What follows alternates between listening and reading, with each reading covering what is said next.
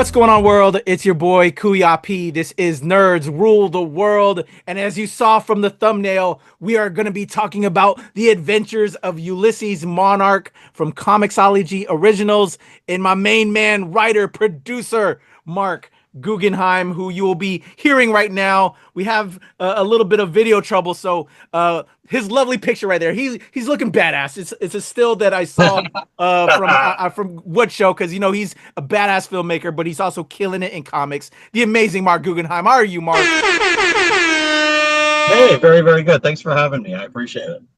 Thank you for driving and talking to me. Please drive safely. We'll be all right. I just want to hear how we know you from film, but also we know you from as well as comics. You've been doing work on Star Wars, Jedi Knights. You've done some other work, but now you have like your own creator-owned title with Comixology, working with them for the first time. And Harvey Tolibao, yeah. I'm probably pronouncing his last name brutally. No, that's I apologize. Right. No, you got it right. Oh, awesome! Thank you. So where did this idea, where did this kernel, this nugget of an idea come from to pen the Adventures of Ulysses Monarch? Well, it's funny. Originally, it started out, I was trying to think of a TV show that the executives were saying that they were looking for, which was, they wanted something that was kind of like, Indiana Jones-esque adventure, something the whole family could watch. And I was thinking about like, okay, well, what makes Indiana Jones, and what, like trying to sort of deconstruct Indy a bit. And the idea that, oh, well, like Indy, he explores all these ancient civilizations. That's kind of his thing as an archaeologist. And it occurred to me, well, what if the ancient civilization, in quotes, was ours? And unfortunately, that idea, while I was really excited by the idea, I'm like, well, that can never work as a TV show because it's far, far, far too expensive. But fortunately, I also do comic books. I also do creator-owned comic books.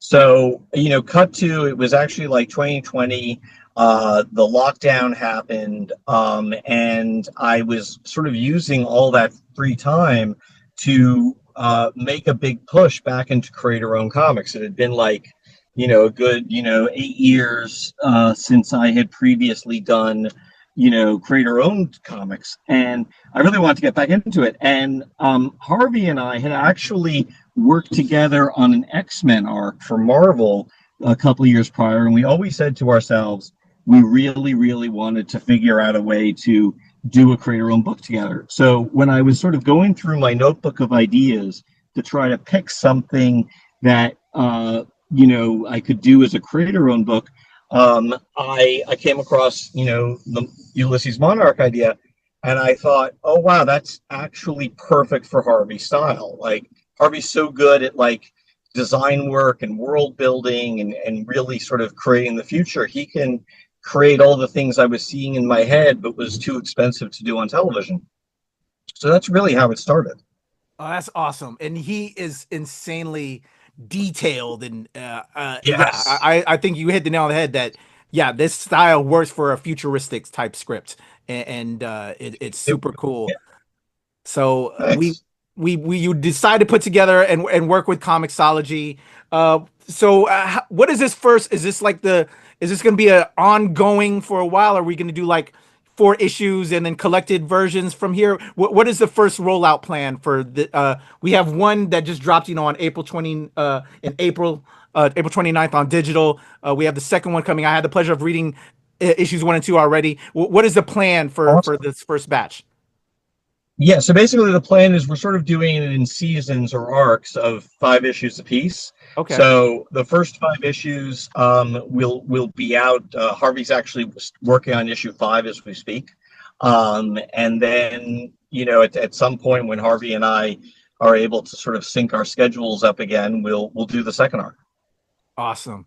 So obviously we're setting up this world with these first 5 issues. We're getting these we're getting the fans introduced to Ulysses. Can you tell me You already said, this is kind of like Indiana Jones-esque, set in this time period. It's kind of big, so obviously it's very difficult. I know as a filmmaker as well, Mark, how expensive something like this would be to translate. So what are we doing with these first five? Can you tell me about some key characters and where we're going in this first batch of 5 issues? Yeah, totally. Well, one of the things that occurred to me as I was thinking about Indiana Jones, sort of deconstructing Indiana Jones, is that in all the movies he always has at least one ally, at least one sidekick. So I wanted to give him kind of like some people to work with, essentially. And there's two characters that I think are kind of fun. One is Casey Sparks, who's like this 13-year-old girl who, basically has just studied like every martial arts movie ever.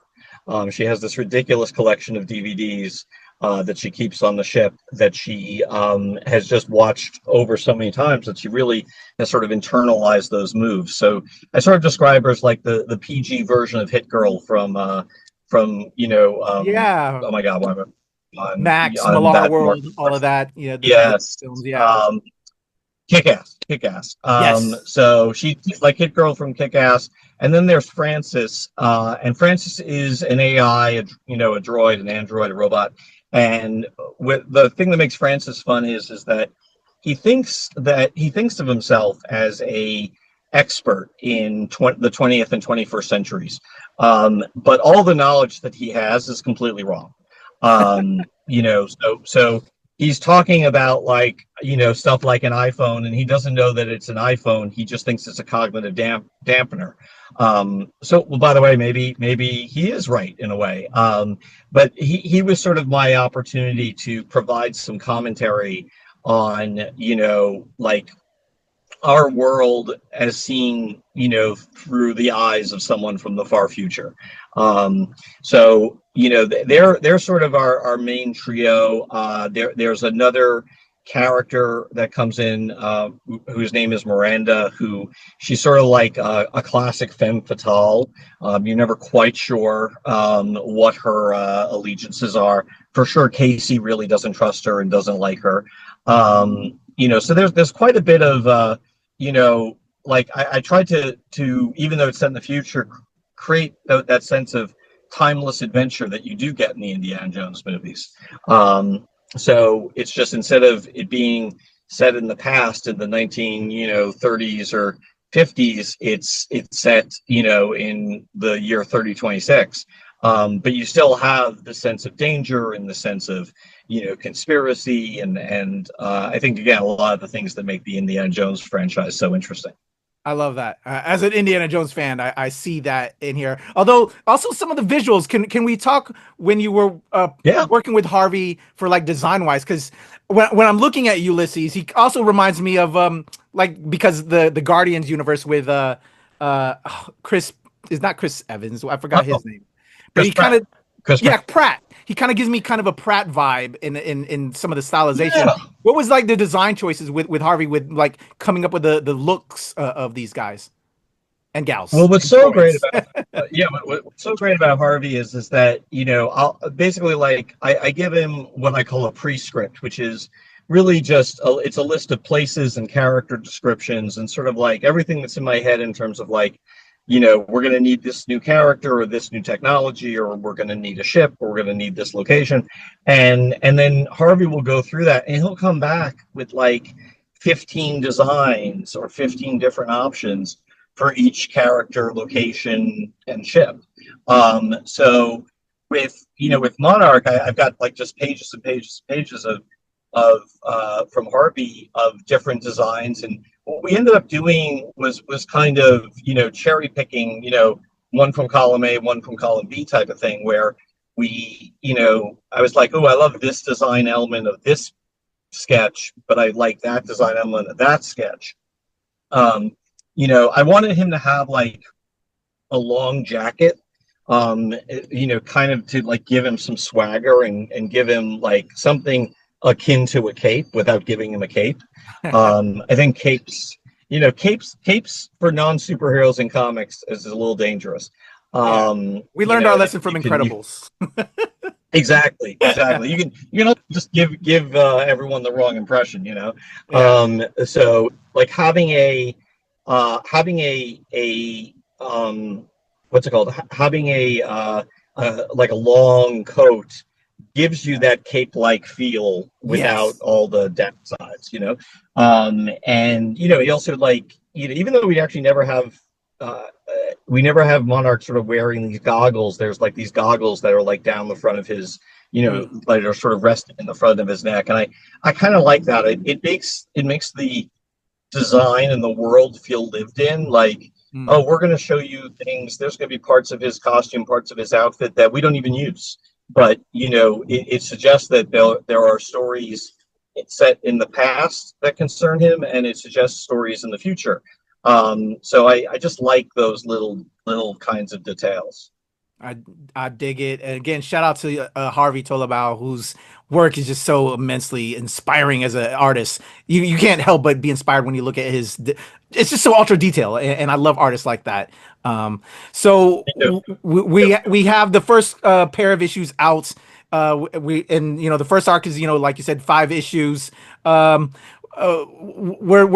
he's going into the past or not into the past, but looking for artifacts from the 20th and 21st century. When you were choosing like the iPhone and trying to figure out specific items that it would be, what was that like? And because I feel old now, because this is Yeah, we're living in that current time period, right? What was it like, kind of yeah. Well, choosing that and thinking what would be important for somebody to look for?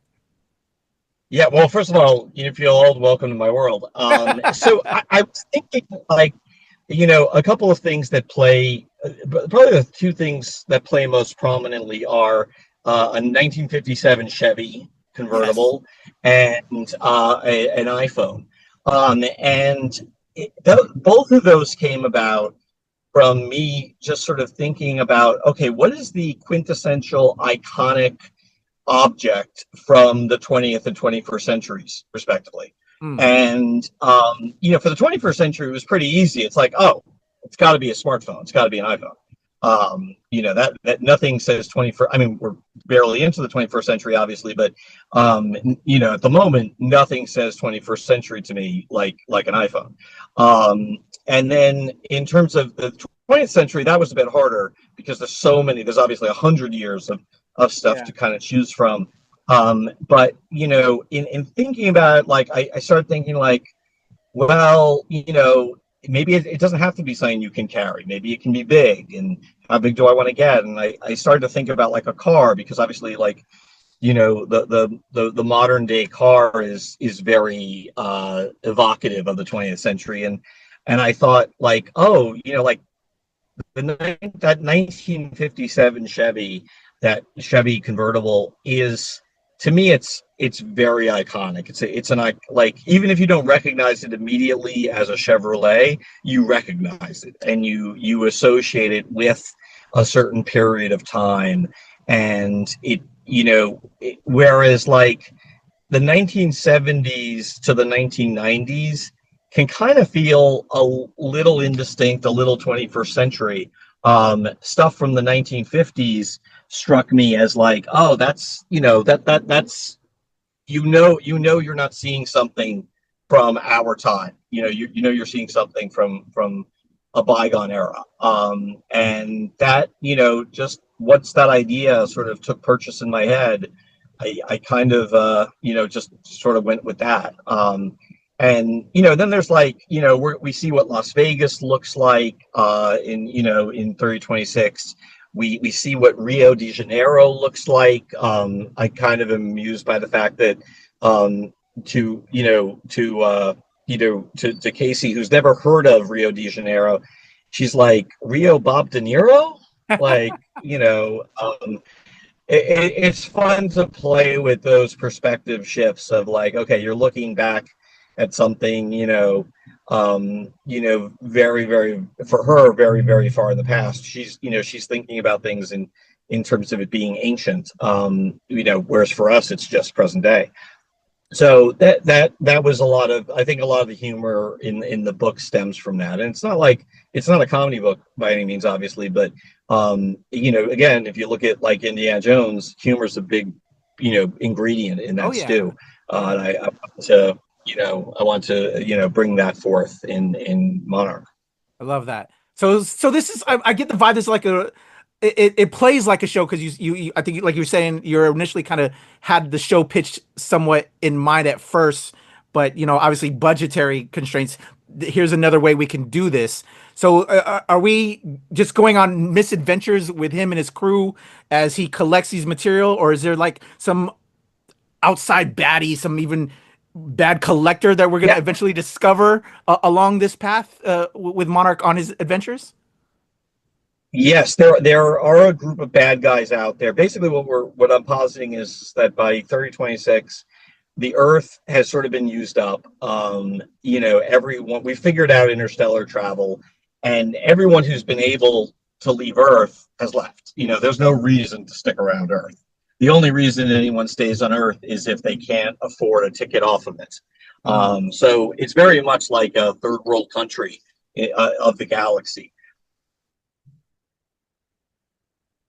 Yeah. So, And the universe and spread out. Yeah, who, how are we organizing? How are we organizing? Is there a government? What's going on? And I thought, we really are kind of headed, at least in America, we're headed towards something of a theocracy. There's a lot of, there's a lot of politicians currently serving, in office who, left to their own devices, would love to turn America into a theocracy. mhm. So I started thinking about like, well, what if it's not a government that's, in control of people? What if it's a religion? So there are, so I'm not like saying, religion is bad. I am saying that when you do sort of combine religion and government, that so our villains are a group called the prelates, Mm. and they've got to have like a Boba Fett like enforcer, and that's a guy named Acantha Spawn, who is like again a really great Harvey Tolibao design. Just looks totally badass, and there's some surprising things that happen with him in issues in issue 4 specifically. So he's someone who is not quite what he appears. Um, so there's some interesting twists and turns to come. Oh man, this sounds so exciting. To just all these kind of concepts and in regards to the world we're living in now, which I've been going back and forth on my feelings and feeling kind of up and but mainly very down. But we have to still have Sure. hope, you know. And this No, sounds very I intriguing. Yeah. thank you. Yeah, I feel like, look, we gotta have hope. We gotta have entertainment. I think we want something that is for lack of a better word, something the whole family can enjoy. People of every age, and something that does, like you said, bring a little bit of hope to things. So hopefully, in a small way, that this book can do that. Like, like I said, even though it started out as a TV idea, don't hold your breath waiting for the TV show version, because again, the production costs would be way too high. But I'm a real sucker for using comic books to get ideas out there, and to tell the stories that I'm itching to tell. It's a nice way of telling stories. I like that comic books have expanded to the point where it doesn't have to be a superhero story. You can tell all different kinds of stories in this wonderful medium. 110% completely agree. I love that. That's why I dive in both realms as a film industry, in the film industry as well as comics. I love that. And I love that for you, Mark, that you're doing that, and hopefully that'll encourage Thanks, man. more of our fellow creatives out there to use both mediums to tell their tales. Um, Yeah. I have to ask you, so we have these first 5 issues. Do we know the end game? Yeah. Do you so we have this first volume. How many volumes do you foresee to tell this story of Ulysses Monarch? Well, what I've kind of done is I've sort of conceived of each arc almost like a movie. Like each arc sort of has a beginning, middle, and end the way a movie would, and each subsequent arc is kind of like a sequel. So like for example, in arc 2, we're in a totally different environment. It's a totally different, sort of kind of story. I really wanted to, give you that like, the way like Aliens is a very different movie than Alien, or quite frankly, Temple of Doom is a very different movie than Raiders of the Lost Ark. I want each arc to be its own sort of animal. And hopefully, by the way, like people will be able to, check them out in whatever order they want. Like, my intention is to write arc 2 in a way that doesn't require you to have read arc 1. So you can come to it, there's even a world where like for arc 2, I'm not picking up with issue 6 of the Adventures of Ulysses Monarch. I'm retitling it like Ulysses Monarch and the MacGuffin of Doom. So okay. It wouldn't be that's a placeholder title. I wouldn't actually call it the MacGuffin. Got it. But like my problem is that once I get going on an idea, it's very difficult for me to sort of stop. So I've, written down in my notebook, a bunch of different ideas for a bunch of different MacGuffins and stories and plot twists. What's fun about this concept is it could really run as long as there's demand and as long as, Harvey and I have time. It's really designed to be open-ended with, but constructed of closed-ended stories. Closed-ended is probably the wrong way of putting it, but like stories that are a complete meal. Awesome. Well, I'm excited to go on this journey. All these ingredients that you're throwing at me, Mark, is just stuff that made me fall in love with film and comics and just all of that. The ability to, if we don't have the budget, what you can make people imagine with artwork and with the mind. I love it as a creative. So thank you for sharing in this with me, Mark, and to my fans and the people watching right now. I don't know if you can hear me, Mark, because you've been going in and out. Thanks, man. I really appreciate that. No, it's been a lot of fun.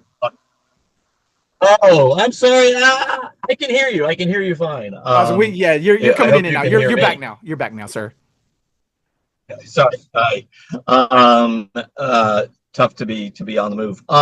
But yeah, no, this is like, this project's really near and dear to my heart, and I hope people get out and enjoy it. Definitely. Well, Mark, I really appreciate your time. Once this first 5 issues are out and available, I would love to connect again to just talk about this, this first entry in the Monarch universe. And also, I know you're out there still killing it in Hollywood, and you're also, all the other comics projects. If you can come back and we can talk up some of those, I'd love to have you back, sir. I'd love that, man. That'd be a lot of fun. Let's do it. I appreciate you, Mark.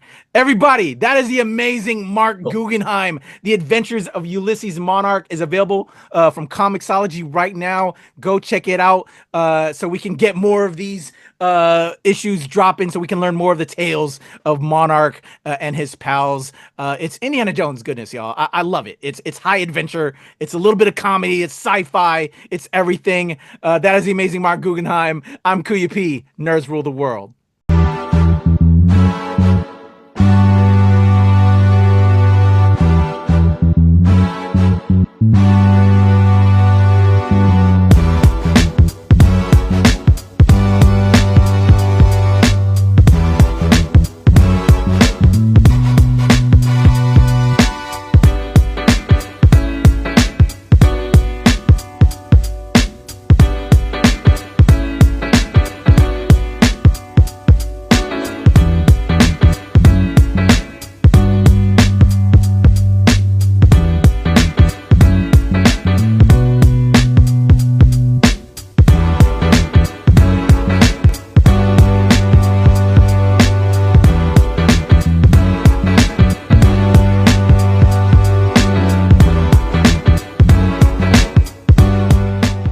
Nerds rule the world. Pleasure chatting with you. Love to all my nerds who rule the world. Nerds rule the world. Yes, we do. Thanks. Nerds rule the world. Thank you. I love the nerds ruling the world, so more power to you. Patrick, what up, man? And yes, they do. Nerds rule the world, kid. Yes, sir. Thank you. Awesome. KUYA P, nerds rule the world. Hello. Yes, they do. Oh, Nerds rule the world. I got.